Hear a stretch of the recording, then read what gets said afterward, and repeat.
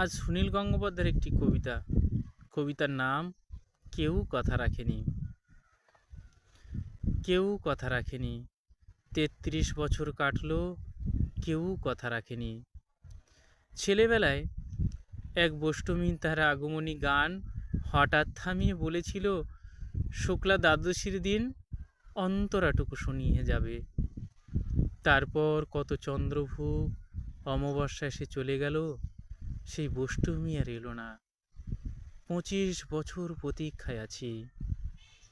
মামাবাড়ির মাঝি নাদের আলী বলেছিল, বড় হও দাদা ঠাকুর, তোমাকে আমি ৩ প্রহরের বিল দেখাতে নিয়ে যাব। সেখানে পদ্ম ফুলের মাথায় সাপ আর ভ্রমর খেলা করে। নাদের আলী, আমি আর কত বড় হব?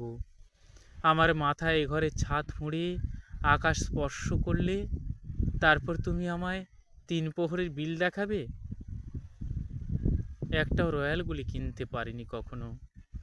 লাঠি লজেন্স দেখিয়ে দেখিয়ে চুষেছে লস্কর বাড়ির ছেলেরা। ভিখারির মতন চৌধুরীদের গেটে দাঁড়িয়ে দেখেছি ভিতরে রাস উৎসব।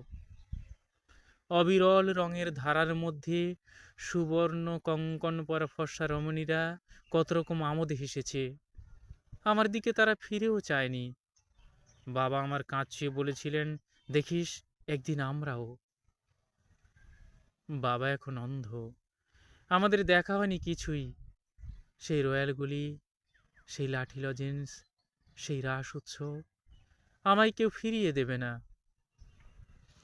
বুকের মধ্যে সুগন্ধি রুমাল রেখে বরুণা বলেছিল, যেদিন আমায় সত্যিকারের ভালোবাসবে সেদিন আমার বুকেও এরকম আতরের গন্ধ হবে।